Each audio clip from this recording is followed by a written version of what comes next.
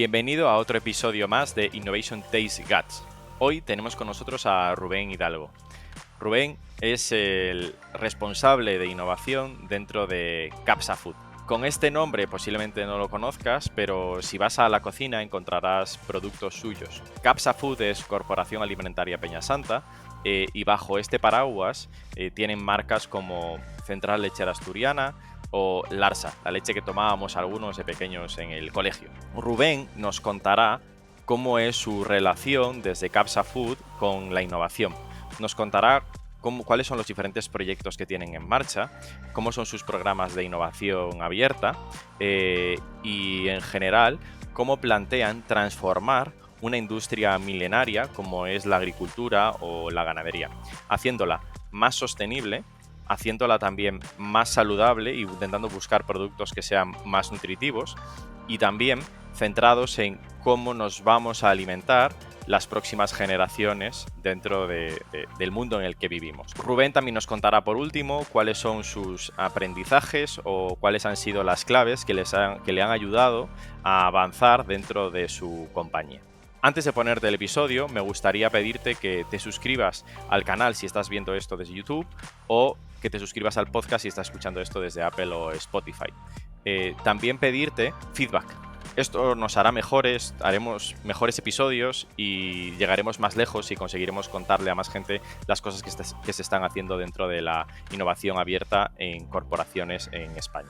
Si crees que hay alguien que tenemos que entrevistar, también menciónalo en los comentarios de esta publicación o donde tú consideres. Estamos totalmente abiertos a escuchar feedback y a mejorar. Muchas gracias. Ya te dejo con Rubén.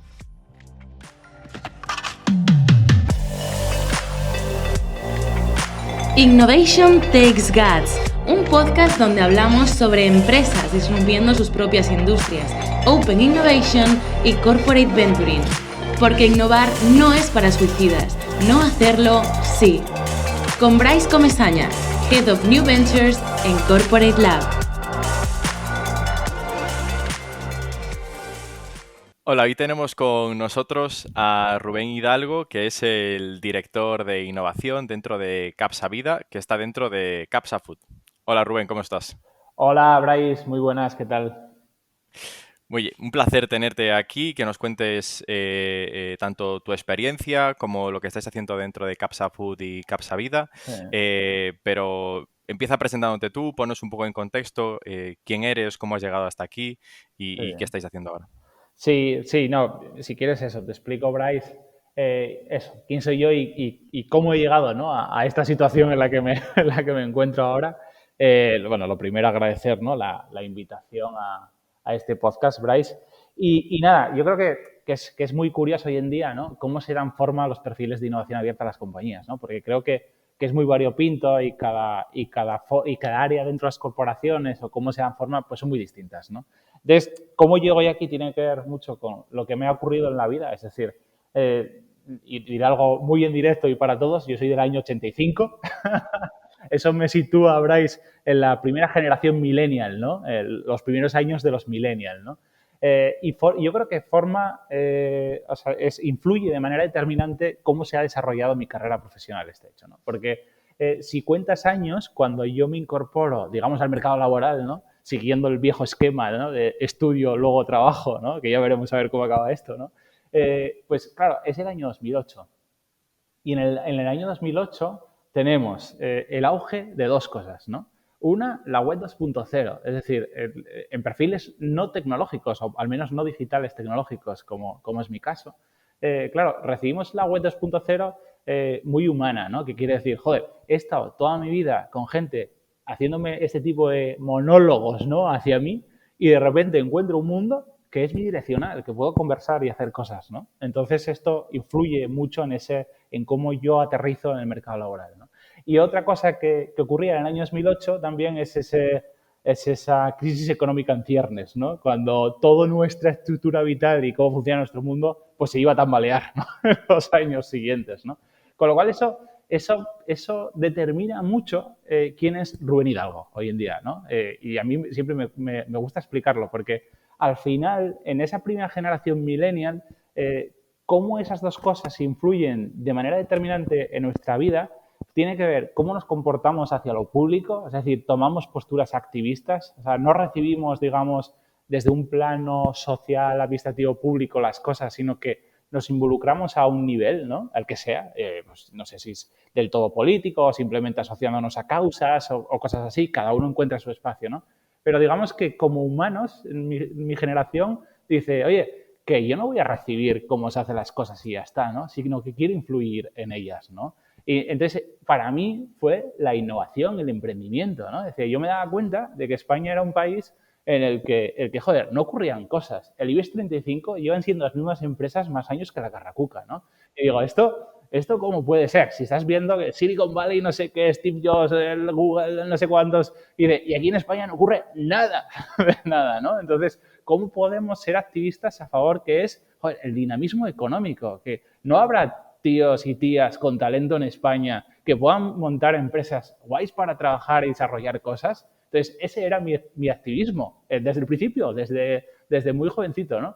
Entonces, eso... O sea, un activismo muy, o sea, centrado hacia la parte económica también, ¿no? Sí, No solo hacia, o sea, no solo en el bienestar en sí, sino también, oye, pues generemos oportunidades, o sea, y pensemos que el negocio nos puede ayudar también, o la economía nos puede ayudar a funcionar claro, mejor, ¿no? claro, porque yo pienso que ese dinamismo económico nos lleva a actualizarnos, ¿no? A de alguna manera superponer industrias y servicios pues más novedosos y traccionados por tíos y tías joder, que saben hacer cosas nuevas, cosas diferentes, ¿no? Y que eso además, de una manera en que el activismo, en este caso económico, si tú manejas muy bien, pues que esos modelos de negocio estén sustentados en temas que tienen que ver con el impacto, ¿no? En el impacto positivo en medio ambiente, el impacto en sociedad de las personas, ¿no? Pues yo muy pronto me di cuenta que si tú eres capaz de conectar emprendimiento y retos sociales, pues la combinación es muy potente, ¿no? Entonces, eso que ocurre en un campo que podemos llamar el fenómeno del emprendimiento y ahora en España el emprendimiento en impacto, ¿vale? Que es una cosa que está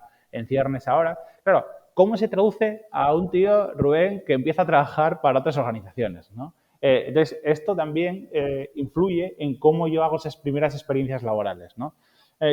Básicamente he tenido 3 grandes experiencias hasta llegar hasta aquí, ¿no? Que tiene que ver con intraemprendimiento, que es, y perdóname el palabra, Bryce, porque intraemprendimiento ya ves, ¿no? Pero tiene que ver con cómo empiezas a manejar cosas nuevas o cómo puedes cambiar la mentalidad de las compañías para trabajar entendiendo esto, ¿no? Que las cosas hay que ir cambiándolas, que hay que ir ampliando horizontes, que hay que romper barreras, que hay que colaborar, que hay que hacerlo todo bidireccional, etcétera, etcétera, ¿no? Entonces, yo, por suerte, en este campo, ¿no? de como empleado, ¿no? En cómo yo llegué a las empresas, pues, a ver, he tenido 3 experiencias contando esta que estoy ahora. La primera ha sido el sector energético y ya ves, el sector energético en España, ¿no? Mis clientes, yo estaba en la industria energética, en los elementos metalmecánicos, ¿no? En productos, bienes de equipo que se desarrollan para este tipo de industrias y mis clientes eran las Iberdrolas, las Repsoles, las Abengoas, ¿no? Todo este tipo de compañías, ¿no? ¿Qué habías estudiado tú, Rubén? O sea, para acabar aquí. Ingeniería química, Vale. sí, sí. Que eso también te permite, pues bueno, ser un poco, digamos, transversal, porque el ingeniero químico al final está en España como desenfocado y te permite aterrizar en varios escenarios distintos, ¿no? Te da opciones, ¿no? Claro, exactamente, ¿no? Entonces, ahí, claro, me doy cuenta de, imagínate, año 2000, 2009, 2010, transición energética, al principio, ¿vale? Veíamos este Horizon 2020, ¿no? De aquella, pues estábamos, y de, venga, vamos a por Horizon 2020 y que tenemos que hacer energías renovables como por un tubo. Pues yo viví ese inicio, ¿no? De la transición, ¿no? Y mi compañía era 100% oil and gas. A día de hoy es el 50% oil and gas, 50% energético, ¿no? Y hace eólica offshore, y hace tanques de almacenamiento térmico solar para placas solares y todo este tipo de cosas, ¿no? Entonces, de alguna manera ahí ya empieza a ver que esto de innovación abierta tiene sentido, ¿no? Entonces, que tú puedes, desde un modelo de negocio tradicional, expandirte, ¿no? Y colaborar a ese nivel, en este caso con el cliente, para buscar qué otro tipo de productos puedes hacer, ¿no? Entonces, todo esto luego se junta en mi segunda experiencia, que es esa de intraemprendedor, en el sentido de buscar nuevos productos que hacer con el cliente y hacer esa transición energética, etcétera, etcétera, con ese activismo que te decía antes de lo económico, ¿no? Del dinamismo económico de la figura del emprendedor, la figura el ejercicio del impacto, ¿no? En el emprendimiento, ¿no? Entonces, por suerte tuve la oportunidad de ser el director de emprendimiento e innovación de una ciudad, ¿no? Me surgió esa oportunidad y estuve ahí unos cuantos años, pues trabajando esto, pues fue un auténtico placer, ¿no? Porque imagínate, Bryce, en estos años, pues, perdón, voy a poner en silencio el ordenador por si hay interferencias en esto.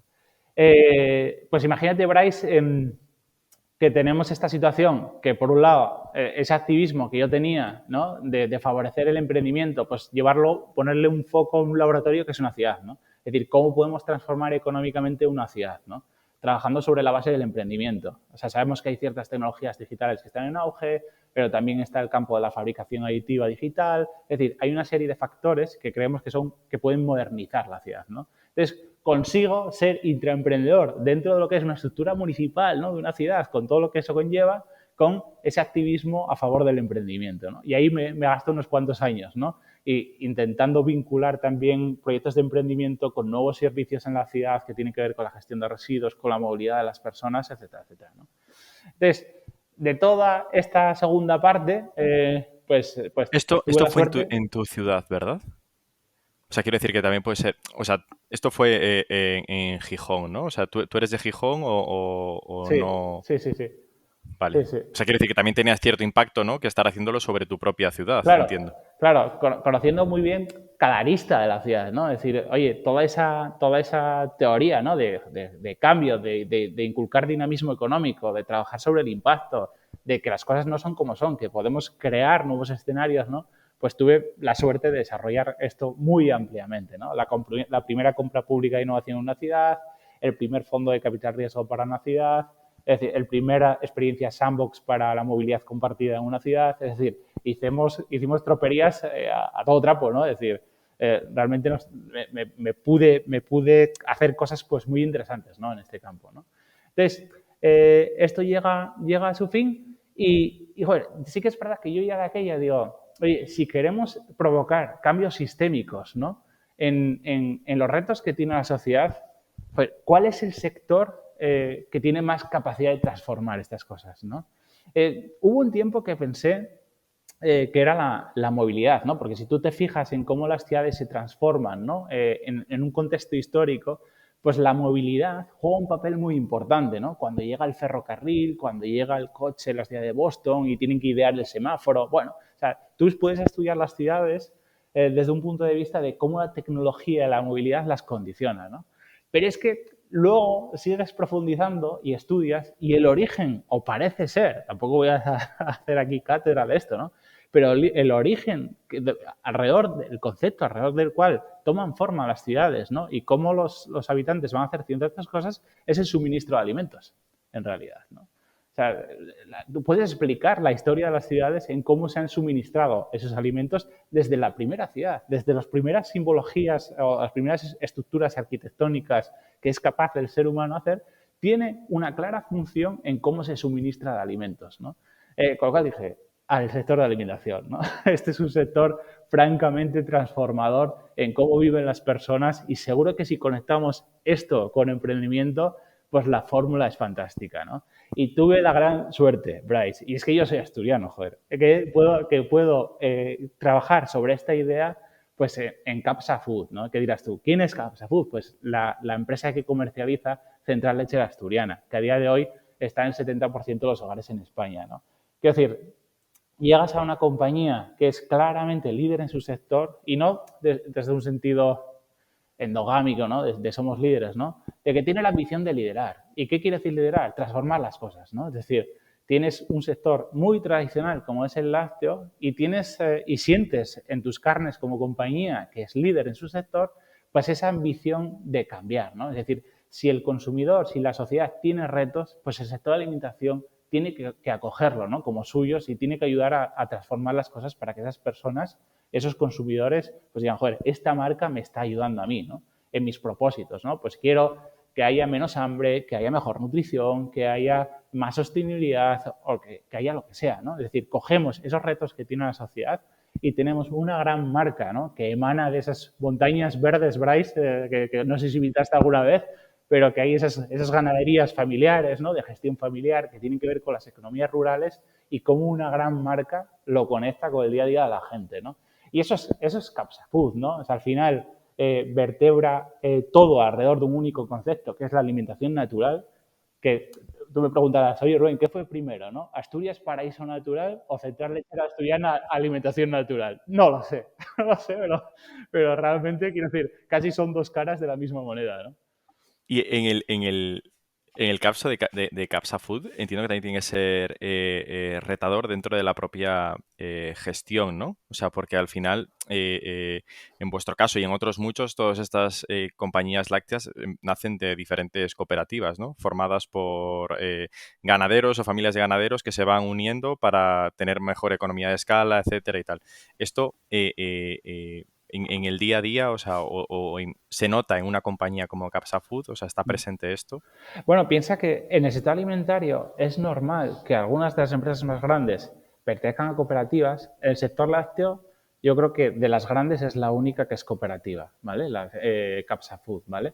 Y eso, en realidad, mm, tiene una gran fortaleza que es, quiero decir, cuando tú haces una compañía o trabajas para una compañía, tienes que, hoy en día, ¿no? Pues un millennial pues tendrá que saber para qué va a trabajar, ¿no? Para qué va a hacer esto, ¿no? Y al final, Bryce, en nuestro caso hay 7.000 asociados a esa cooperativa y yo creo que son 1.000 y pico ganaderías en activo, ¿no? Que todas son de gestión familiar y que vertebran economía rural aquí en Asturias, ¿no? Entonces, claro, dice, oye, Capsa Food, ¿por qué existe? Hombre, pues como compañía para dar salud a las personas, para que tengan productos nutricionalmente elevados, para que sean alimentos 100% naturales, ¿no?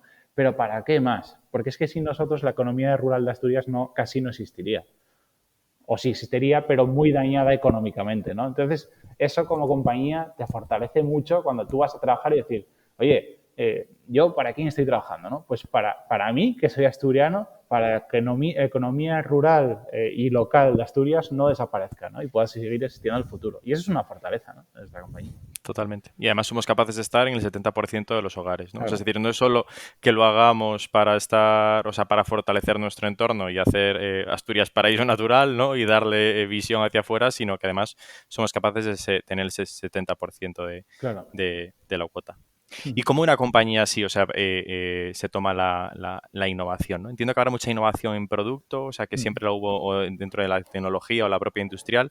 ¿Cómo se estructura esto dentro de Capsa? Bueno, primero, ¿cuál es el factor movilizante, ¿no? Y volvemos a encontrarlo en la imitación natural, ¿no? Yo no sé si cuento bien la historia, porque evidentemente yo no estaba aquí, pero yo creo que si hay que elegir un año, ¿no? Donde la compañía es capaz de hacer unas cosas tremendamente extraordinarias, ¿no? En innovación es a partir del año 2013, ¿no?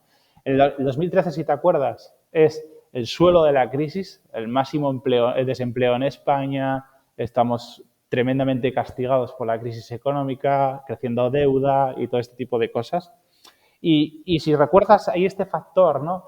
Que aparece en el año 2013 que se llama low cost, ¿no? Y el low cost era una fiesta para el consumo, ¿no? Cosas a 1 euro, a 50 céntimos, el precio es el que manda, comemos y hacemos cualquier cosa por poquísimo dinero y todo esto, ¿no? Entonces, claro, imagínate cómo este tutum revolutum afecta a algo como la cesta básica de la compra, ¿no? Y el lácteo, el papel que juega ahí, ¿no? Porque al final, en una cesta básica, si metes los elementos de carga, pues la leche te sale, ¿no? La leche líquida, ¿no? Entonces, imagínate el low cost de la leche líquida en esa cesta básica, erosionando totalmente la calidad del producto, digamos que tú seas capaz de poner un precio razonable a esto, ¿no? Hay una guerra de precios, hay una devaluación del sector, etcétera, etcétera, ¿no? Y la compañía lo pasó muy mal, ¿no? Porque al final tienes una guerra en el que no tienes que bajar precios, ¿qué haces con los precios? Hay una guerra de ajuste y tal, ¿no? Entonces, llega un momento en el que nuestro CEO, que sigue siendo el CEO actual, pues dice, o sea, creemos que lo que tenemos que hacer es reconectar las ideas básicas de nuestro negocio, ¿no? Que es, oye, por un lado, tenemos estos ganaderos en este territorio que es Asturias, ¿no? Que tiene una manera de trabajar en la alimentación, ¿no? Que es preservar esos elementos naturales de la alimentación y tenemos que reconectarlo con el consumidor. Que el consumidor aprecie, joder, todo lo que está sobreviviendo gracias a esto, ¿no? Entonces, se crea un proyecto vertebrador de innovación que se llama Proyecto Esencia, que es recuperar la esencia de los alimentos, ¿no? Y en ese momento se decide que solo va a estar en el portafolio, ¿no? De la compañía productos que puedan ser 100% naturales. Es decir, ¿qué significa esto? Pues eliminar aquellos productos que no seamos capaces de eliminar totalmente los ES, ¿no? Los ingredientes artificiales, ¿no? Ingredientes artificiales que no son necesarios, es decir, ingredientes artificiales que hay una respuesta mejor para que el alimento pueda ser poquitos ingredientes, todos naturales y que todo sea muy visible para el consumidor y muy claro, ¿no? Eso desapalanca mucha de la innovación de la compañía y joder, a mí me gusta explicar que es el origen, ¿no?, de la posición actual en el mercado, ¿no? Es decir, que tú has invertido mucho en innovación para, bajo ese paraguas de Proyecto Esencia, hacer ese catálogo de productos y el consumidor, empleado, accionista, en este caso ganaderos, el alineamiento es total. O sea, el que coge la botella, el que ficha por la mañana y el que recibe los rendimientos financieros de la actividad, estamos pensando lo mismo, en una limitación natural, ¿no? Y eso es lo que desarrolla toda la innovación en la compañía. Que claro, eso hacia atrás, ¿no? Un poco a futuro, te podré explicar después.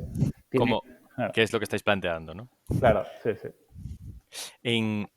Y entiendo que debajo de este proyecto Esencia es cuando nace también Capsavida, ¿no? No, ahí Price te explicaba un poco el nacimiento, los pilares, ¿no?, de cómo se empieza a trabajar innovación en De la volver compañía. al origen. Bueno, Capsavida nace de una reflexión, podría decir que parecida, ¿no?, que es, oye, llega el año, si no recuerdo mal, que con esto de la pandemia olvidamos los años como nada, pero si no recuerdo mal, año 2019, ¿vale? Entonces, en el año 2019, nuestro CEO también vuelve a hacer una reflexión pues parecida, diría yo, ¿no? Que es, oye, hace años hicimos esto y nos ha permitido llegar hasta aquí, ¿no? Entonces, ¿qué pasa ahora? Que ahora el mundo es un caos, la incertidumbre es muy grande, hay unos cambios de mentalidad, de conciencia de consumo, ¿no? Que también es muy de generación millennial, ¿no? Me quedaba la tercera pata, el activismo, el intraemprendimiento, es decir, el involucrarte a ese nivel con la compañía y el consumidor consciente, ¿no? Un consumidor informado, que quiere hablar con las marcas, que le planta cara si algo no va bien, este tipo de consumidor, ¿no? Es decir, cambios de mentalidad del consumo, tecnologías que disrumpen de alguna manera cómo son los negocios, cómo se articulan los negocios, ¿no? Y unos retos sociales ineludibles ya, ¿no? En el caso de la cuestión climática, ¿no? Es decir, hay una serie de cumbres borrascosas o oportunidades también que tenemos que cubrir. Entonces, la reflexión es, y hace años fue un gran proyecto transformador en interno y creemos que ahora no lo podemos hacer solo en interno, esta innovación, ¿no? Porque el contexto competitivo es tan complejo que necesitamos incorporar una herramienta que nos permita trabajar innovación a otro plano, ¿no? A otro nivel de colaboración con agentes externos a nuestra compañía. Y de esa reflexión nace Capsavida, ¿vale? Que es recoger todo ese histórico de trabajo sobre la alimentación natural, ¿no? Que está dentro de la compañía, cómo lo recogemos y le ponemos foco a nuestro quehacer con Capsavida, que es invertir en proyectos externos, ¿vale?, que refuercen esa innovación que tenemos que hacer dentro de la compañía, que te puedo explicar más al respecto. Vale. Y, o sea, esto, lo de invertir en proyectos ya declara, o sea, totalmente las intenciones de Capsavida, ¿no? O sea, quiero decir, o sea, que eso, o sea, pongo carne en el asador. No es un programa abierto simplemente de quiero colaborar y abrirme hacia afuera de una forma cosmética, sino que estoy poniendo skin the game, ¿no? Como se dice. Sí, o sea, básicamente llegamos con el proyecto Capsavida al Consejo de Administración, a los ganaderos, dueños de la compañía, le explicamos, hacemos esta misma reflexión o parecida, ¿no? Exponemos el proyecto de cómo lo vamos a hacer y los ganaderos nos conceden 5 millones de euros para operar, ¿vale? Entonces, a partir de esta reserva presupuestaria, nosotros empezamos ¿Esto es a activar. en este año cuando lo planteáis, esos 5 millones para ese año? ¿O en el 2019? Sí, sí. Y aquí, o sea, pretendíais, o sea, es decir, o sea, esto es para la propia gestión, para participar en diferentes compañías, es decir, o sea, todo, o sea, la P&L de Capsavida, ¿no? Sí, sí, sí. Vale. Sí, sí. A partir de ahí, si quieres, te explico un poco el funcionamiento de Capsavida, ¿vale? Hacemos, y lo divido como en 3 partes, ¿no? Una de las primeras cosas que teníamos que enfrentar era que en la compañía no existía la parte de gobernanza reservada a los procesos de exploración, ¿vale? Eso, quiero decir, no, es normal. En cualquier compañía de sector así más o menos tradicional, pues te puedes encontrar ese escenario, ¿no? Entonces, lo que hicimos fue crear estos procesos de exploración. Es decir, no intentar que la compañía tuviera una gobernanza para los procesos de explotación, que de facto lo tiene y funciona muy bien, y de crear una gobernanza que permita activar estos procesos de exploración. Es decir, no cómo hacemos las cosas ahora cada vez mejor, sino cómo vamos a explorar nuevos territorios, ¿no? Para ver cómo tenemos que hacer las cosas más adelante, ¿no? Entonces, cogemos, aparte del comité directivo, ¿vale? Con expertos de la compañía en distintas áreas, pero presididas ambos por nuestro CEO, ¿vale? El comité directivo, y creamos el comité de inversiones, ¿vale? El comité de inversiones, digamos que aplicamos una metodología muy asimilable a un fondo de capital riesgo PYME, normal. Es decir, un comité de inversiones con su modelo de gestión igual, ¿no? Porque nos parece que es muy apropiado para explicar cómo vamos a trabajar, que es, oye, vamos a invertir en unos proyectos cuyo análisis de la rentabilidad, pues vamos a poner métricas de venture capital, ¿no? Porque eso te ayuda un poco a guiar, ¿no? A esos procesos de exploración, ¿no? Porque si no, quiero decir, tampoco podemos caer en el jugar, ¿no? El vamos a ver cosas y tal, sino, oye, venimos aquí a crear negocio, ¿no? Negocio de impacto, pero negocio al fin y al cabo, ¿no? Entonces, No sí, tengo que ser el mejor venture capital tampoco del mercado, ¿no? O sea, no tengo que estar sí, pero me va a servir una referencia de claro. benchmark también de cómo lo estoy haciendo, ¿no? O sea, y cómo tengo que ordenarme yo internamente. Claro, Bryce, porque al final tú partes de una idea muy sencilla. Tú tienes que trabajar en innovación mejor de cómo se está haciendo. Es decir, y tú al final las partidas económicas, digo mejor, digo complementaria, ¿no? Que ayudes a cómo se trabaja innovación, ¿no? Entonces tú tienes que darle un sentido a esos presupuestos que tú estás poniendo ahí, ¿no? En el sentido de, vale, esto es rentable hacerlo de esta manera, ¿no? O tienes impacto para nosotros, ¿no?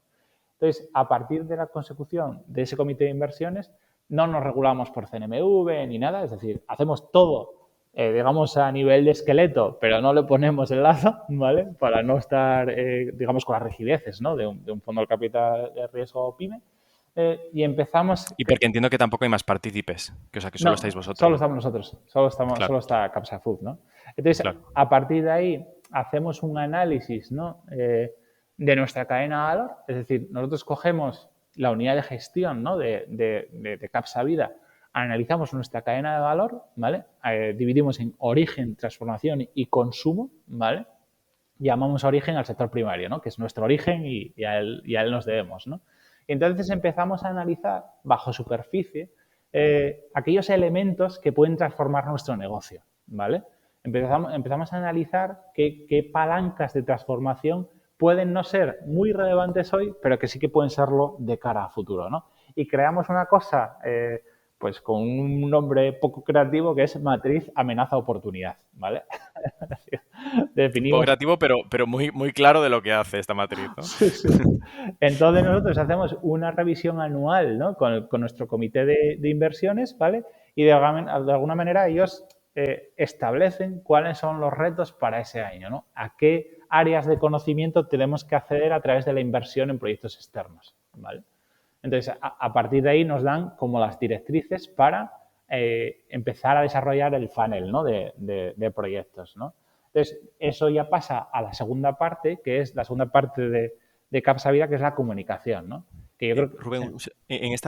esta primera parte, ¿puedes detallar un poco más cómo hacéis esta parte de exploración? ¿Lo hacéis con un equipo interno? ¿Trabajáis con alguna consultora externa que os presenta de forma recurrente cierta información? ¿Habláis con, o sea, cómo lo estructuráis esto, ¿no? Esta parte de descubrimiento. Todo eso y más. Es decir, nosotros lo coordino obviamente yo personalmente, pero estamos dados de alta en sistemas de vigilancia tecnológica, tenemos alianzas con organizaciones que nos proveen de este conocimiento. Justo ahora estamos validando, digamos, la estrategia a largo plazo 2030 con una llamada a expertos internacional, un panel Delphi, si quieres decirlo, algo así, donde describimos, ¿no? Cuáles creemos que son las líneas frontera, ¿no? Sobre las que tenemos que trabajar, y ahora a través de una fundación hemos hecho una llamada a expertos para que nos lo validen, ¿no? Y constantemente cada día nosotros estamos retroalimentándonos en la matriz para ver dónde pueden estar las amenazas y dónde pueden estar las oportunidades. A día de hoy, no sé, o sea, se puede escapar algo por ahí metido que no seamos capaces de verlo, ¿no? Pero tenemos fuentes de información pues diversas, ¿no? Y muy completas. ¿Y esto cómo se digiere? Porque al final, o sea, a veces es un problema, ¿no? Tengo tantos inputs diferentes, o sea que lo volcáis toda esta información en esa matriz y ahí es donde decidís cuál es vuestro pipeline de proyectos, La ¿no? matriz es muy sencilla, ¿eh? La matriz es un Excel con sus verticales, origen, transformación y consumo, y donde al final el acento está en partes como muy características, ¿no? Es decir, en origen, pues la oportunidad está en cómo desde origen tú te vuelves una herramienta a favor del clima, ¿no? Por ejemplo, ¿no? Entonces tú tienes que dar forma a un mundo origen. Si yo te pregunto ahora, por ejemplo, por una ganadería, me dices vacas, ¿no? Eso es lo que es una ganadería, ¿no? Vacas por ahí y comiendo y ya está, ¿no? Pero la ganadería, en verdad, si tú la analizas en profundidad, es mucho más complejo que esto. Un ganadero es ganadero y también es agricultor. Por nuestro modelo de ganadería tiene cultivo de verano y cultivo de invierno, ¿no? Que complementa lo que las vacas comen, ¿no? Entonces, en tu superficie agraria, que nosotros llamamos de una forma más general la granja, ¿no? Para identificar todas las cosas que componen a una ganadería, pues hay muchas cosas que hacer, ¿no? Y además, esa granja tiene que ver no solo con los cultivos, también tiene que ser con, por ejemplo, el paisaje del medio, ¿no? El paisaje de mantenimiento de caminos, de evitar, ¿cómo se llama?, incendios, ¿no? Este tipo de cosas que Los exista, residuos entiendo también, ¿no? que exista la ganadería, que exista la granja, tiene que ver con todo. Y con la propia economía rural, local, inclusiva que se genera en el entorno, ¿no? Entonces, a partir de ahí te salen hojas de ruta muy claras sobre lo que tienes que trabajar, ¿no? Obviamente, tú tienes unas emisiones de CO2 equivalentes, metano entérico en nuestro caso, que es el mayor emisor, que están ahí, ¿no? Derivadas de tu actividad, ¿no? Entonces, una línea de búsqueda de proyectos es entender hasta qué punto podemos mejorar esto a futuro, ¿vale? Es decir, cómo podemos trabajar punto a punto la alimentación del animal para que como resultado dé la menor emisión entérica posible por litro de leche generada, ¿vale? Y eso es una palanca de transformación de nuestro negocio, ¿no? Aquí intentamos responder en global a cómo podemos generar una alimentación baja en carbono, ¿vale? Entonces, estudiamos en esta línea. Te decía, ¿no? El ganadero es agricultor también, ¿no? Y la agricultura, y seguramente te suena un concepto, agricultura regenerativa, ¿no? ¿Qué quiere decir regenerativa? Que regenere el suelo, que lo mantenga fértil, que lo mantenga saludable. Pues, es decir, animales y agricultura, ganadería y agricultura, tienen que convivir para que esto sea posible, ¿vale? Y una de las partes por la que tienen que convivir, una es los pastos, el esparcimiento del animal, etcétera, etcétera, pero uno que acabas de decir, ¿no? Son los purines, ¿no? Que son la base de un biofertilizante para el propio cultivo, digamos, de los cultivos que hay en la ganadería y más, ¿no? Es decir, esta simbiosis es necesaria para tener agricultura regenerativa, ¿no? En la parte del suelo trabajamos sobre modelos de multicultivo, puricultivo, cómo aplicamos biofertilizantes, de tal manera que consigamos dos cosas. Una, mejorar la estructura y salud del suelo, que hoy en día nos enfrentamos a una extinción masiva, ¿no? Que no tiene que ver con la fauna grande, ¿no? La que ves visible, tiene que ver con microorganismos que estamos perdiendo por erosionar los suelos, ¿no? Por perder ahí pues, todo lo que vive debajo de la tierra, ¿no? Que es muy importante para la vida humana, ¿no? Entonces ahí tenemos un campo de desarrollo también muy grande porque tú imagínate, ¿no? Algo que no forma parte de la discusión a día de hoy y que tendrá que ver en un momento es que cuanto más fértil y saludable sea ese suelo, ¿no? Más rico es para favorecer economía humana, ¿vale? Pero es cada vez tiene un efecto que tiene que ver con la capacidad de secuestro de carbono de ese suelo, de actuar el suelo como un sumidero de CO2, ¿no? Entonces, cuando ya piensas en esa granja, piensas no solo en un emisor de CO2, sino en un captador de CO2, ¿no? Y esa es la discusión real que hay que tener acerca de la granja. ¿Cómo son herramientas a favor de un reto social como es el cambio climático, ¿no? Y, por ejemplo, ahí en ese vertical trabajamos con la ciencia intentando ver qué pasos se pueden dar, ¿no? Vale, o sea, disrumpir la granja en ese sentido, ¿no? La ganadería de que sea Sí, desde el sí. punto de vista del CO2, o sea, Si te oye un ganadero diría que nada de disrumpir, ¿no? Pero sí que por lo menos entender cuáles son esas palancas de transformación, ¿no? Que nos llevan a esos productos bajos en carbono que favorecen la biodiversidad, ¿no? Y entiendo que y esto ya un poco más es el desconocimiento y te lo pregunto, ¿no? Pero que quizás los métodos de ganadería más antiguos, de abuelos, bisabuelos, etcétera, eran sostenibles de por sí, pero igual no para la escala que tienen ahora esos métodos, ¿no? Bueno, esa respuesta, Bryce, es compleja, ¿no? Porque cómo se fabrican los alimentos, hay muchos conceptos y los mezclamos, ¿no? Una cosa es la fabricación artesanal, otra cosa es la de kilómetro cero, otra cosa es la ecológica, otra cosa es la industrial, ¿no? Y cada uno tiene sus ventajas y sus desventajas, ¿vale? Es decir, entonces todos esos conceptos son válidos. Nosotros son válidos en tanto que sean más sostenibles, ¿no? Es decir, lo que tenemos que procurar es que el modelo que finalmente tengamos, cogiendo lo mejor de cada uno, hagamos un modelo sostenible. Porque evidentemente, si tú remontas, ¿no?, a cuánta leche era capaz de generar una ganadería años A, pues son muy poquitos litros de leche. Y hay que dar de comer a mucha población, ¿no? Entonces, la escala, ¿no?, sería inapropiada y necesitarías muchas granjas de esas, ¿no?, repartidas para esto. ¿Este sería un modelo sostenible? Pues no, pues tampoco lo sería, ¿no? Entonces, la cosa es También cómo tendrías creas otros problemas, ¿no? O sea, de que consume mucho más espacio, o sea, que igual está contaminando más zonas en mucho comparación. más ineficientes, etcétera, etcétera, ¿no? Entonces, lo que tenemos que intentar es, quiero decir, sin ponernos límites y trabas a nuestro propio camino, entender cuál es el mejor modelo. ¿Y cuál es el mejor modelo? El que trabaje con la máxima eficiencia y la máxima sostenibilidad. El que nos dé esas dos cosas, sin hacernos trampas al solitario, ¿no?, en cómo lo hacemos, será el modelo, ¿no? Entonces, y quiero decir, eso en esa parte. Luego, conectando origen y transformación, pues lo decías tú, ¿no?, los residuos y subproductos, ¿no? Evidentemente, no todos los purines pueden ser biofertilizantes, ¿no?, porque tienes más purines que capacidad de absorber por los prados, ¿no?, los cultivos, ese biofertilizante, ¿no? Entonces, ahí hemos creado un concepto que llamamos biofactoría para estudiar nuevos procesos biotecnológicos que sean capaces de valorizar residuos y subproductos en la industria agroalimentaria, ¿vale? Y aquí hay un mundo por descubrir. Es decir, hay un mundo de tecnología, de biotecnología, que nos permite pensar en cómo vamos a hacer estas cosas, ¿no? Por ejemplo, una de nuestras participadas, que ya es participada, que es Entomo, ¿vale? Pues Entomo utiliza una tecnología basada en el crecimiento de una larva de mosca, ¿vale?, de la mosca soldado, que tú les das lo que consideres que hay que darle, ¿vale? Si es purines, si es lodos depuradora o si es leche descatalogada, no sé, en función de tus fuentes de residuos y subproductos, hay un proceso de engorde de esa larva, ¿vale? Y con esa larva, pues puedes hacer varias cosas. Una, el volumen total es menor, ¿vale? El volumen el que tú gestionas aquí a que tú gestionas en la larva, pues es menor. Y eso ya de facto está bien, porque gestionas menos cantidad de lo que sea, ¿no?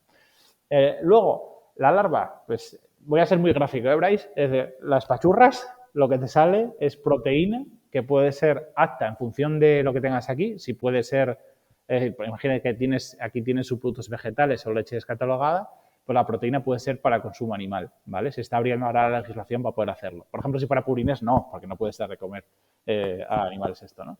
Tiene una parte de grasas que también tiene aplicaciones.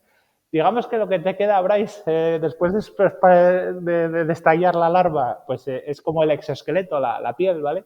Y esto es quitina que puedes transformar en quitosano, ¿no? Y eso tiene otro tipo de características y usos en industrias para, bueno, diferentes aplicaciones que tiene, ¿no? Entonces, eso, ¿no?, que es un nuevo proceso biotecnológico, pues son cosas que estamos estudiando para ver cómo podemos implantar un mayor grado de economía circular en la industria alimentaria, ¿no?, por ejemplo, ¿no?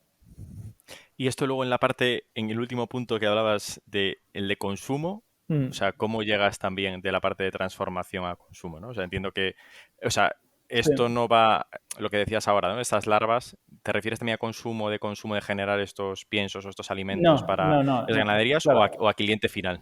Claro, nosotros en lo que nos sale de estas valorizaciones, pues pensamos en otras industrias, ¿no? En industria cosmética, si fuera el caso, o industria de consumo animal, también de piensos y todo este tipo de cosas, ¿no?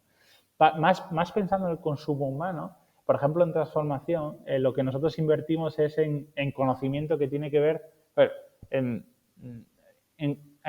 cómo conocemos más, en cómo afecta de una manera un alimento a la salud, ¿no? Y eso tiene que ver con mejorar el perfil nutricional de los alimentos, es decir, cómo puedes sustituir ingredientes, pues yo qué sé, grasas estructuradas por grasas no estructuradas, desestructuradas, ¿no? Es decir, cómo podemos ir sustituyendo ciertos ingredientes para dotarles de mayor capacidad nutricional y mayor salud, ¿no? Eso, por ejemplo, ¿no? Aquí, por ejemplo, tenemos un caso de una participada que es cómo vamos a endulzar de una manera natural los alimentos en el futuro, ¿no? Y esta compañía, que se llama Baia Food, pues consiguió superar el proceso Novel Food de la EFSA, de la Comisión Europea, recientemente. En este caso para suplemento, y todavía tenemos que trabajar para que pueda ser un ingrediente, que es un ingrediente que se llama miraculina, que se extrae de una planta que es de origen africano, y este ingrediente tiene la capacidad de actuar sobre los receptores del gusto y transformar cualquier cosa que sientas como ácida en dulce, ¿no? Por ejemplo, imagínate un yogur que simplemente introducido la miraculina en su matriz alimentaria, pues te provoque dulzor, ¿no? Y sin llevar un gramo de azúcar, ¿no? Pues ese tipo de cosas es en las que estamos trabajando. Eso por una parte, que es muy real de ahora, y otro, hay un mundo que podríamos estar aquí mucho tiempo hablando sobre ello, que es nutrición personalizada, ¿no? Es decir, cómo tú entiendes primero, cómo se comporta tu microbiota intestinal, ¿vale? Hay un mundo de conocimiento científico que se está desarrollando en la manera en que entendemos cómo los alimentos interactúan con microbiota intestinal, con las bacterias de nuestro intestino, que tienen un papel fundamental en nuestra salud a largo plazo. Es decir, piensa que tenemos billones de microorganismos en muchas partes del cuerpo, ¿no? Pero fundamentalmente en el intestino, y esa microbiota intestinal tiene funciones delegadas, ¿no? Es decir, con el paso de los años, el ser humano se ha vuelto vaguete de alguna manera y ha delegado funciones en las bacterias del intestino, ¿no? Y porque el ejemplo más característico, ¿no? Es que pueden relacionarse con el sistema inmunológico, ¿no? Influyen de manera determinante en él, ¿no? Entonces, de repente, los alimentos que componen tu dieta, ¿no? Y cómo tú te nutres, tiene que ver con qué tipo de microbiota intestinal tienes y tiene que ver con qué tipo de salud a largo plazo te estás generando o no, ¿vale? Y ahí estamos invirtiendo en conocimiento para condicionar todo esto. Sí, os te iba a decir, ¿no? Tenéis una participada con o sea, con la parte del análisis genómico de... No, ahí es un proyecto de innovación propio, que es 39 y vale. tú. 39 y tú, sí. Ese. Sí, Sí, sí. 39 y tú. Este es un proyecto, no es una participada per se, aunque sí que hemos colaborado con bastantes organizaciones para poder desarrollar este proyecto. Y claro, hoy en día la nutrición personalizada es como el santo grial, ¿no? Que todo el mundo lo quiere, pero nadie sabe muy bien pues dónde está, ¿no? Y ahí lo que intentamos es pues acercar un poco el mundo científico al campo real, ¿no? De la manera que mejor sabemos. Evidentemente no vamos a decir que está conseguida la nutrición personalizada y que se pueden hacer ciertas cosas, ¿no? Pero ¿qué hemos hecho? Por un lado, a través del proyecto Microbioma Español, hemos caracterizado la microbiota intestinal tipo de España saludable, ¿vale? Es decir, hemos visto con claridad cómo se conforma una microbiota intestinal sana en España, ¿vale? Por otro lado, hemos identificado marcadores microbianos, ¿no? Correlacionados con problemas de salud, digamos, genéricos del consumidor, es decir, problemas de intestino, dolor estomacal, ¿cómo se llama? Colesterol, este tipo de cosas, digamos genéricas, ¿no? Por así decirlo. Y hemos hecho con esta información un test, ¿no? Para poder conocer, ¿no? Estos marcadores, cómo están, ¿vale? Un test de microbiota intestinal que puedes encargar desde casa. La única con la incomodidad que tienes que coger una muestra de hez y poder mandar al laboratorio y tener esa información. ¿Y esto cómo lo desarrolláis? O sea, ¿nace dentro de Capsavida? No. O sea, ¿nace dentro de esta matriz de amenazas oportunidades o cómo surge este proyecto también? No, este proyecto es de la compañía, como te decía, y es algo que como Capsavida recogemos, ¿no? Es decir, nosotros, ¿qué hemos hecho desde Capsavida? Es de, oye, pues hemos llegado hasta aquí, ¿no? Este tipo de conocimiento, tanto el conocimiento de microbiota intestinal como de los probióticos que son capaces de modular microbiota intestinal, ¿vale? Que son la parte de suplementos, ¿no? Y, por ejemplo, y a partir de ahí, Capsavida lo que intenta es, bajo el paraguas del proyecto 39 del conocimiento que nos ha dado, buscar oportunidades de inversión en compañías que nos ayuden a desarrollar la carrera, ¿no? Por ejemplo, de la propia compañía Baia Food, pues ahora está migrando al campo de la nutrición personalizada, ¿no? Es decir, oye, ¿de qué manera nosotros podemos jugar un papel relevante creando proyectos, o sea, tipos de productos pues, cada vez más personalizados? Y ahora, pues no te puedo contar el nombre, Bryce, porque todavía no es público, pero estamos a punto de hacer otra inversión en una compañía que tiene un modelo de negocio B2B, ¿vale? Y que permite desarrollar ampliamente que se puedan incorporar a matrices alimentarias ingredientes bioactivos que tienen capacidad para dotar de esa personalización, entre comillas, al alimento. ¿Y cómo, o sea, dentro de tu rol de Capsavida, cómo os llega a vosotros este deal flow de esas oportunidades también de esa inversión? O sea, ¿tenéis diferentes programas o hacéis estas call for startups en las que vosotros participáis? Un poco más en la parte más táctica, ¿no? de Capsavida. Decías antes que tenías, de hecho fue cuando te interrumpí y te pedí un poco más de detalle de punto 2, comunicación, ¿no? Y ahí nos quedamos, que entiendo que también va un poco por eso, ¿no? De Claro. cómo nos abrimos nosotros hacia afuera. Sí, claro. Nosotros, una vez que detectamos en qué oportunidades queremos trabajar, activamos lo que yo llamo comunicación 360, ¿no? Que es que ponemos a trabajar la maquinaria, o sea, pones a trabajar la maquinaria de comunicación de Capsavida, ¿no? Y ahí comunicamos pues, a todos los niveles. Tenemos nuestro propio podcast donde entrevistamos a gente y hablamos de ciertos temas que creemos que son relevantes dentro de nuestra matriz de amenaza de oportunidad. Obviamente participamos en eventos y creemos que se ajusta un poco a los tipos de contenidos que podemos manejar. Y luego, y yo diría que fundamentalmente creamos alianzas estratégicas, ¿no? En el territorio para ser muy permeables a qué cosas están pasando, ¿vale? Es decir, en Galicia estamos con la Business Factory Food de Crusaga, del clúster de industria alimentaria de allí. Aquí en Asturias estamos con el CEI, el Centro Europeo de Empresas de Innovación. En Valencia estamos con Kilómetro Cero, aunque Kilómetro Cero ya está siendo una iniciativa que está abarcando casi una situación sureuropea, la iniciativa que están desarrollando, ¿no? Es decir, activamos palancas con alianzas estratégicas para ser muy permeables y poder comunicar mucho en qué estamos. Es decir, y es una cosa que nos tomamos muy en serio. La comunicación nunca es suficiente, ¿no? Es decir, porque si no estamos justo comunicando la cosa que de repente el tío que lo está escuchando es justo la persona que está trabajando en eso y tenemos ese matching, pues qué oportunidad perdida, ¿no? Entonces, estamos continuamente pensando cómo podemos comunicar más, cómo podemos comunicar mejor, cómo podemos ser más eficientes, ¿no? Y al final también tiene cierto sentido que de vez en cuando creemos convocatorias, ¿no? Creamos convocatorias y hacemos un scouting ya más específico. Entonces, todo el trabajo de comunicación que hemos ido generando lo llevamos de repente a un embudo que es la convocatoria y nos permite trabajar un poco más con eficiencia. Piensa que ahora mismo en abril empezamos el tercer año de Capsavida, ¿vale? Es decir, porque acabamos los años en marzo, ¿vale? El primer año vimos 72 startups, el segundo 180, ¿vale? Entonces, bueno, también es una cuestión de depurar mucho qué comunicamos y cómo hacemos ese matching para poder trabajar de la manera más eficiente posible. ¿Y cuáles son vuestros principales beneficios o los principales beneficios que tiene una startup al trabajar con vosotros?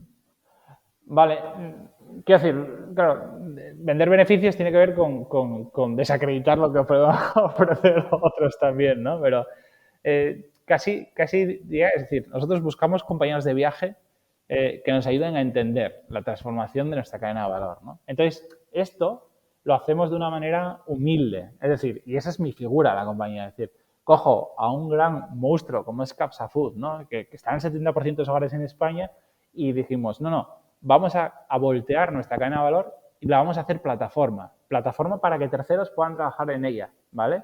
Como si fueran APIs, ¿no? Que puedan trabajar sobre ella, ¿no?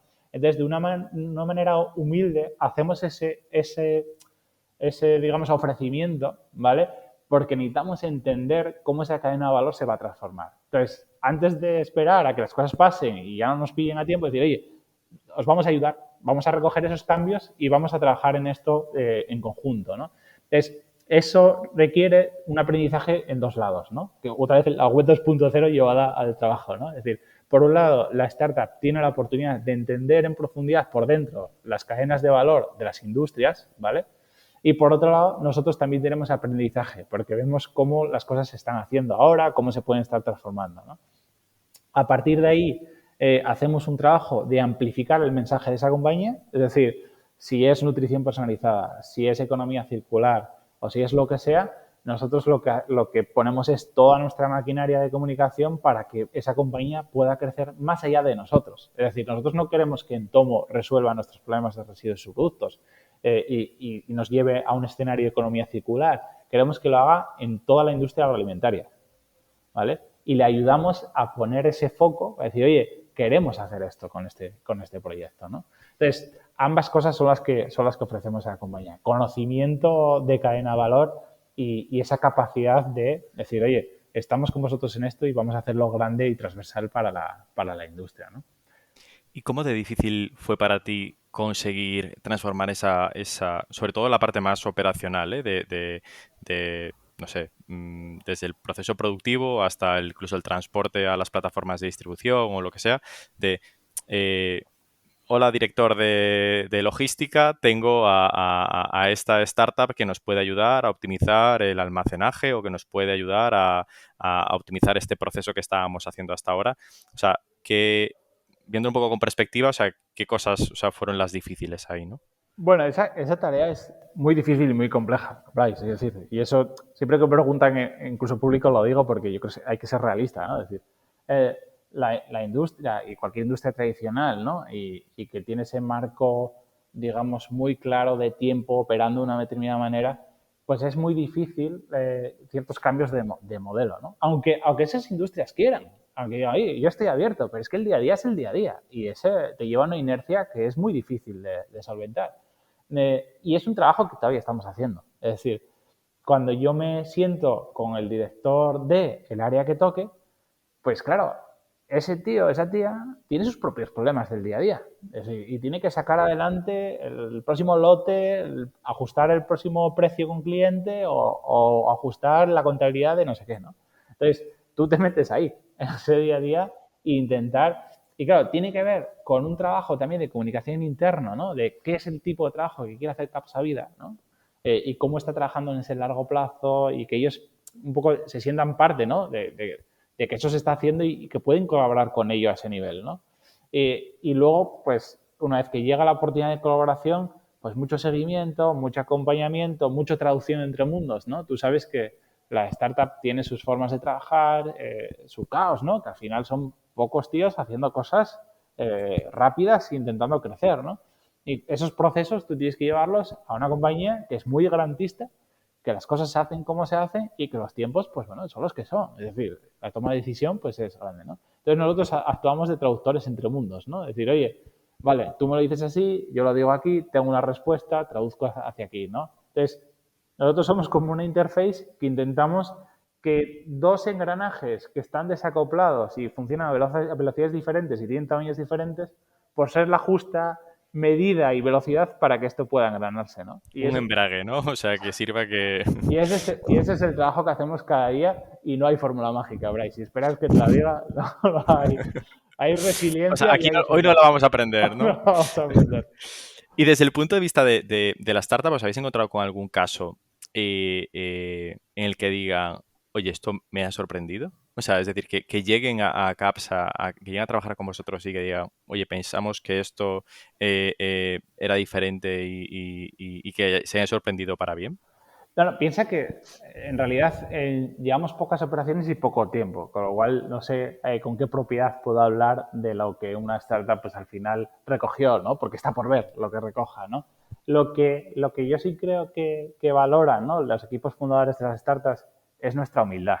Es decir, la humildad de decir, nosotros somos una empresa que es líder, que está donde está, que tal, y nos ponemos totalmente a su nivel intentando entender cuáles son sus necesidades, ¿no?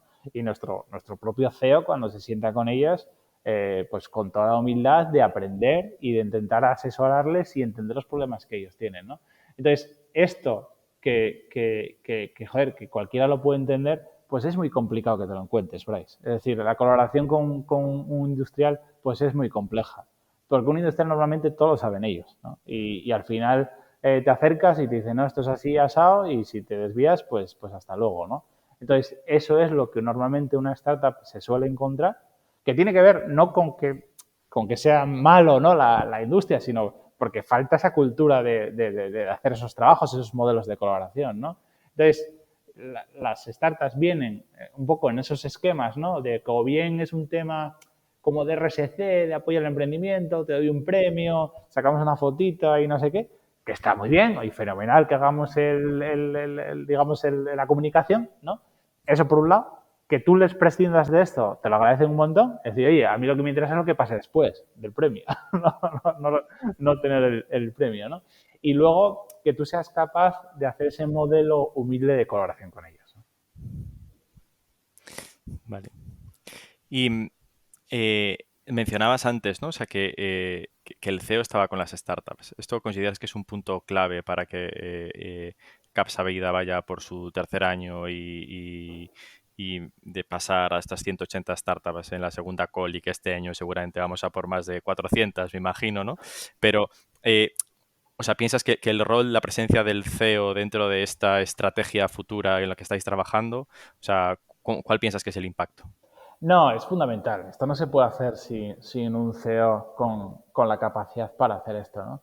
Yo no sé muy bien cómo lo hace Bryce, pero es una persona que maneja perfectamente, ¿no? Lo ejecutivo, ¿no? Los procesos de explotación, la cuenta de resultados, los indicadores mes a mes, y el tío lo ves que nuestro CEO está ahí, lo tiene bajo control y va ahí dando pasos y luego de repente cambia el modelo y piensa en exploración, piensa en estrategia y piensa el siguiente paso que hay que dar. Yo, en realidad, te diré, Bryce, en confianza, ahora que no soy nadie, que eso es muy difícil de ver en una persona, ¿vale? Eso es muy difícil, ese binomio, ¿no? Esa dualidad, por así decirlo, dado. Pero es que las empresas lo necesitan, ¿no? Hay un artículo de un buen amigo mío, Javier García, que dice las empresas ambidiestras, ¿no? Que está basado también en el libro del Lean Startup de Eric Rice, ¿no? De las lecciones de Eric Rice, ¿no? Y la empresa ambidiestra tiene que ver con, joder, que tú tienes que machacar y hacer las cosas bien y perfectas y eficiencia y tal, pero la mano izquierda tiene que estar explorando, viendo opciones, viendo qué va a pasar, qué se va a poder hacer y tal, ¿no? Y hoy en día, yo sé, desde mi concepción millennial, de que las compañías tienen que implicarse a esos dos niveles, pero sí que es verdad que las estrategias de la compañía pues puede tener esto o no, o puede ser más cosmético o menos, ¿no? Y por suerte nuestro CEO es capaz de implantar las dos estrategias al mismo tiempo y como te decía, ¿no? Él preside el comité directivo y preside el comité de inversiones y acude a los dos y está ahí a pie del cañón como el que más. O sea, en esto creo que es algo que sacas en común cuando hablas con cualquier responsable de innovación, ¿no? Que te dice, o sea, ¿cuál es mi palanca clave para que esto que está en la agenda del CEO, ¿no? O sea, y que todos los días, o sea, no todos los días, pero que con cierta frecuencia, o sea, esto esté entre sus prioridades, ¿no? Porque si no, al final acabará siendo algo que queda de lado, que se convierte en cosmético y voy ahí, hago acto de presencia y ya está, ¿no? Pero al final esto tiene que tener entiendo que vosotros también tenéis un ROI, ¿no? O sea, que de estos 5 millones que comentabas antes, se espera un ROI. ¿Cómo lo medís esto? O sea, es decir, vuestro trabajo, ¿cómo se va a medir? Sí. En el 2030, que será ya una de las últimas preguntas que te haga, o sea, ¿cómo se va a medir? Sí, primero, quedándome en la reflexión anterior, recalcar que es muy difícil. Es decir, porque claro, las compañías, y piensa en nuestro sector ahora, aumentos de las materias primas, de la factura de la luz, de la guerra de precios otra vez, de la incertidumbre post-pandemia, de todo esto, o sea, que digamos, la capa directiva más alta esté aún pensando, ¿no? ¿Cómo esto? Porque es sensible a que tiene que ver con la supervivencia de la empresa, pues eso es muy complicado. La verdad que es complejo, ¿no? Y obviamente yo tengo mi rendición de cuentas, ¿no? He visto homólogos míos en otras industrias que, joder, yo digo, joder, no tenéis rendición de cuentas, ¿no? O sea, no tenéis, yo sí las tengo, ¿no? Primero, que quizás sea más cualitativo, pero que tiene que haber aprendizajes, ¿no? Es decir, nosotros tenemos que demostrar a cada paso que damos que la compañía está aprendiendo, ¿no? Y eso es cualitativo, todavía no tenemos un indicador que consiga explicarlo, pero está ahí, ¿no? Segundo, que al final... Y que se transfieren, entiendo, ¿no? O sea, que se transfieren a toda la compañía, no que solo se quedan en vuestro departamento, sino que todo el mundo aprende con esto. Todo el mundo aprende de una manera general y en particular los procesos que se ven afectados, ¿vale? Es decir, nosotros nos vinculamos con las unidades de negocio, ¿no? Hacías una pregunta acerca de innovación, nuestra compañía en interno tiene la innovación muy desagregada, ¿no? O sea, varios departamentos pueden trabajar en innovación. Está I+D de producto, que aglutinan mucho trabajo, pero hay varias, innovación tecnológica, está sostenibilidad, está nutrición, es decir, unidades de negocio operativas que trabajan en innovación. Entonces nosotros intentamos vincularnos con ellas para que haya un puente ahí, ¿no? De la startup hacia ellos y de ellos hacia la startup, ¿no? Entonces ese es nuestro primer indicador, ¿no? El segundo tiene que ver con las métricas de impacto. Es decir, tiene que haber una teoría del cambio en la manera en que nosotros hacemos inversión de impacto. Es decir, yo invierto en Entomo, que es capaz de reducir estos residuos generados, estos subproductos valorizados, y cuánto soy capaz de hacerlo, ¿no? Y cuánto soluciona a la industria esto, ¿no? Es decir, y esas métricas sí que tengo que ir poniéndolas de los proyectos, ¿no? Es decir, cómo soy capaz de hacer esa teoría del cambio, ¿no? Porque al final Capsa Foods es una compañía que intenta no solo ganar dinero, no solo que sea rentable, sino tener ese impacto a la sociedad, ya sea en temas medioambientales o en temas sociales, ¿no? Y nosotros como inversión tenemos que aplicarlo. Lo que a grandes rasgos se llama ESG, ¿no? Inversión social, ambiental y de buen gobierno, ¿no? Pues ese tipo de métricas nosotros también las adoptamos, ¿no? Para nuestras inversiones, ¿no? Y luego, obviamente, rentabilidad financiera. Es decir, nosotros medimos, ¿no? En los eventos de rondas de inversión de las startups, pues llevamos bien o mal, ¿vale? Es decir, ahí sí que hay un controlling, ¿no? Es decir, oye, aquí metimos una inversión, ¿cómo se está comportando esa inversión? No somos muy agresivos en cómo eso tiene que crecer. Es decir, nosotros siempre decimos a la startup, queremos sostenibilidad a largo plazo. Pero claro, queremos crecimiento, ¿no? Y lo medimos cuantitativamente. ¿Habéis vivido ya en estas inversiones fases siguientes del levantamiento de capital? Sí. O sea, y los siguientes que continúan en la ronda, o sea, que hayan entrado fondos, etcétera, ¿cómo lo ven esto? ¿Con buenos ojos? O sea, pues puede ser un stopper que vosotros estéis dentro del cap table o no. Eso no hay una única respuesta a tu pregunta, ¿vale? Porque la causística es variopinta, ¿no? O sea, y claro, no puedo hacer pública cierta información, ¿no? Pero en unos casos, pues nos hemos salido, ¿no? Porque entendíamos que la compañía pues podía crecer más si nosotros con otro tipo de socios. Y hemos hecho una compraventa de acciones, ¿no? Por ejemplo, ¿no? Una causística, ¿no? Otra causística... Pero bueno, también sois flexibles en ese caso. Claro, También quiero, o claro. sea, oye, yo ahora, o sea, no soy el mejor compañero de viaje, me salgo, ¿no? Y seguid Y lo vosotros vuestro camino. facilitamos, y lo facilitamos. Obviamente con un rendimiento mínimo esperado, Sí, obviamente, sí. porque estamos aquí para hacer Que al las final cosas, eres ¿no? un fondo. Mi MOIC tiene que subir, ¿no? O sea, pues esto Claro. igual.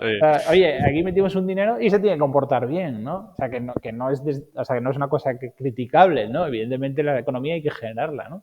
Eh, entonces, hemos tenido esa situación. Tenemos otra situación de que estamos intentando casar intereses de fondos de capital riesgo mucho más grandes que nuestra magnitud y al final, bueno, sí que es verdad que hay como cierto desalineamiento de nuestros objetivos los de un venture capital, porque al final yo aplico ese modelo, ¿no? De desinversión en 6 años, ¿vale?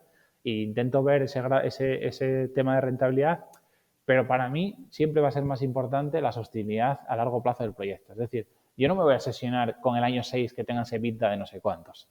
No lo voy a hacer, ¿vale? Aunque lo voy a medir, yo no lo voy a hacer, ¿no? Un venture capital es más difícil que te diga esto. Porque al final él se dedica a esto. Mi compañía se dedica a más cosas y tiene otros intereses, ¿no? Pero es verdad que existe esto, ¿no? Entonces, estamos viendo cómo es la mejor manera de relacionarnos con Venture Capital, que es verdad que tiene sus complejidades, ¿no?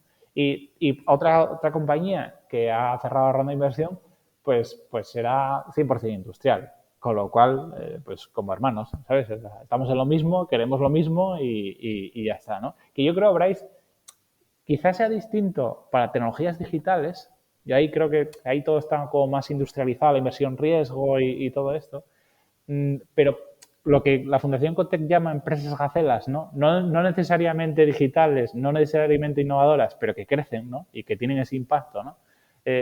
Pues yo creo que ahí el papel de la industria española es fundamental. O sea, es que son los grandes players en la inversión.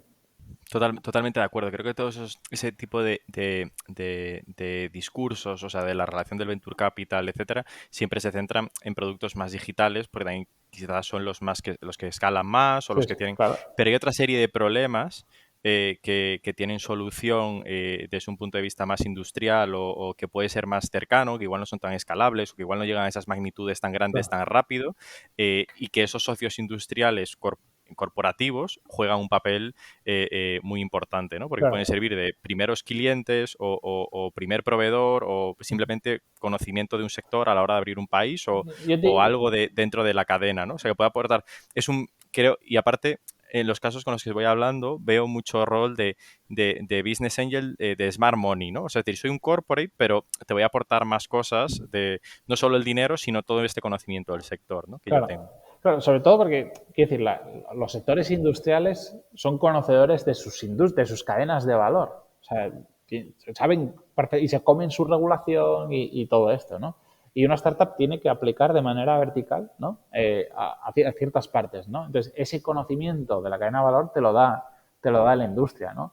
Y tiene sentido que la industria no se preocupe de desarrollar ella esas innovaciones, es decir, ser receptivo a ellas, ¿no? Es decir, si está transformando esta parte de la cadena de valor, pues ya está, que lo haga él, que va a ser mucho más eficiente que tú haciéndolo, si no hay ningún problema. Totalmente. Oye, ya por ir acabando, o sea, las últimas preguntas. ¿Cómo ves tú, o sea, hablabas antes del objetivo 2030 que os marcabais, de cómo de cómo va a evolucionar Capsa Vida hacia el 2030 con este panel de expertos internacional, etcétera? Ya sé, el otro día decías que no íbamos a terminar alimentándonos con pastillas, pero ¿cómo va a ser el food tech hacia 2030 o en los próximos años, ¿no? Bueno, pues no, o sea, decir cómo va a ser, pues no sé si tiene del todo sentido porque es jugar a la ciencia ficción, ¿no? Y no lo sé, pero hay tres preguntas a las que tenemos que responder, ¿vale? Y por simplificar siempre lo digo así, ¿no? Es decir, ¿cómo podemos hacer productos alimenticios más bajos en carbono? ¿Vale? Es decir, y eso tiene que ver con medir huella y reducir huella y neutralizar huella, ¿vale? Entonces, en 2030 nuestros alimentos, ¿no? Tiene que ser totalmente trazable para el consumidor cuál es su impacto en el medio ambiente y qué hace para ese reto, ¿no? No solo una cuestión climática, sino en la biodiversidad, ¿eh? Es decir, que yo creo que que llegará una discusión, quizá en el año 2030 todavía no esté del todo consolidada, pero cómo los alimentos juegan a favor del capital natural de la biodiversidad. Y eso tiene que ver con ecoetiquetados, tiene que ver con análisis de las huellas y tiene que ver con poner blanco sobre negro cada uno de los alimentos que hace o no a favor del clima y el capital natural, ¿vale? El segundo tiene que ver con cómo hacemos alimentos más sanos y saludables. Y esto, yo siempre digo, ¿no? No hay que hacer dietas, hay que ser culto nutricionalmente, saber qué es bueno para ti y cómo tú te sientes con la comida. Eso es lo que cada uno debería hacer. Olvídate de las dietas, y sobre todo de las dietas moda, ¿no? Olvídate de estos conceptos que nos están llevando de facto a una especie de trastorno de conducta alimentaria, ¿no? Aquí más y aquí menos. Siempre que una dieta empieza con restricciones de alimentos, ojo cuidado porque tiene una relación tóxica con la comida, ¿no? Entonces, obviamente, habrá que poner blanco sobre negro cómo nutricionalmente te aporta un alimento, ¿vale? Y eso tiene que ver con listas clean label, es decir, listas limpias de ingredientes sencillos, de que sean pocos ingredientes, que sean lo más natural posible, es decir, que sean, y tiene que ver con que son desarrolladores de economías locales, ¿no? Que yo creo que decía, no vamos a comer pastillas porque hay un aspecto cultural y social en la alimentación, ¿no? Y hay un aspecto de estilo de vida, ¿no? Y no creo que el ser humano quiera desprenderse de esa cultura alimentaria. Y mucho menos en el ambiente mediterráneo que nos impera, Total. ¿no? O sea, entonces, Hay mucho menos. ¿cómo desde el respeto de esas culturas alimentarias de cercanía locales y tal, vamos a obtener más información de cómo un alimento en concreto es bueno para ti? Bueno a nivel de nutricional y bueno para ti porque no te sienta mal por lo que sea. Por tu tipo de organismo, por tu tipo de microbiota, por lo que sea, ¿no? Y una tercera pregunta que tenemos que responder. ¿Cómo vamos a hacer productos, digamos, para nativos digitales? ¿Vale? Es decir, hay una generación Z que es nativa. Decimos, los millennials son nativos digitales. Las narices.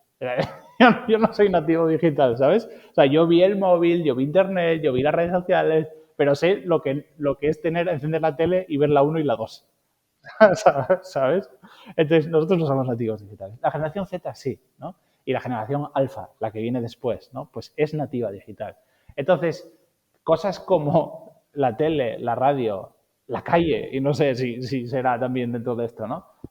Cómo son oscuras, ¿no? Para esta generación y la comunicación es 100% digital, ¿vale? Es 100% digital y como lo que Kotler llama el marketing 5.0, ¿no? Es decir, cómo hay ciertas tecnologías que tienes que adoptar ya, ¿no? Es decir, desde el punto de vista del marketing basado en datos, el marketing ágil que utiliza las tecnologías digitales para proveer de experiencias y soluciones a un consumidor que vive en digital, ¿no?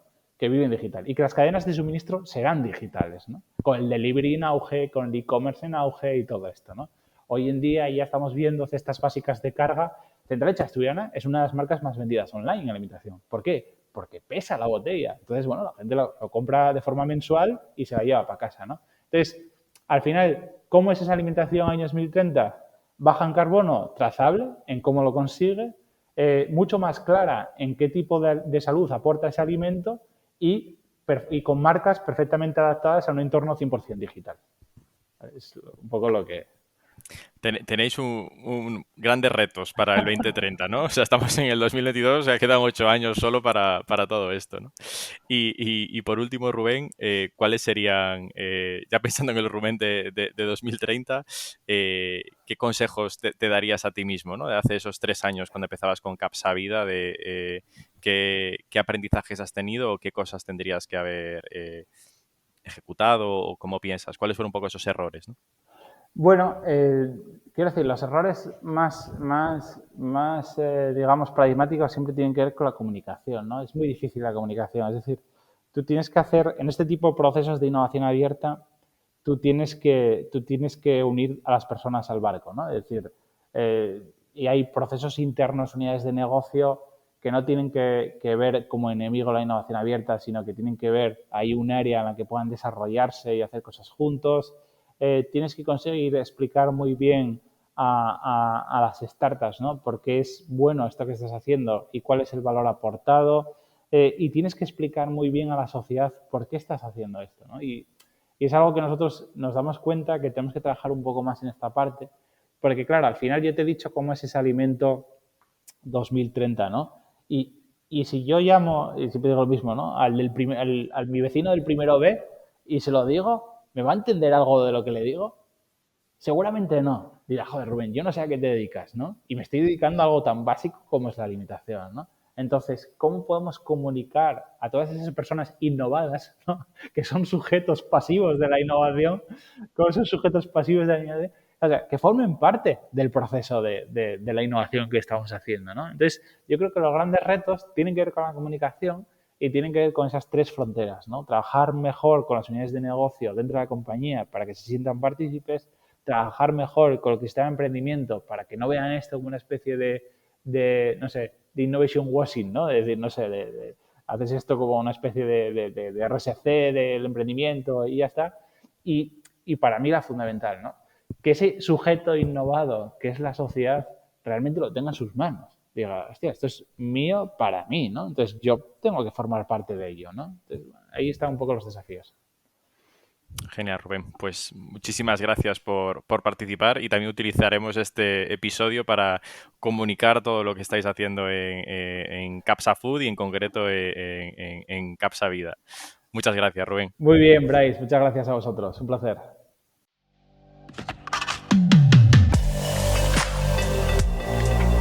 Innovation Takes Guts, un podcast donde hablamos sobre empresas disminuyendo sus propias industrias, Open Innovation y Corporate Venturing.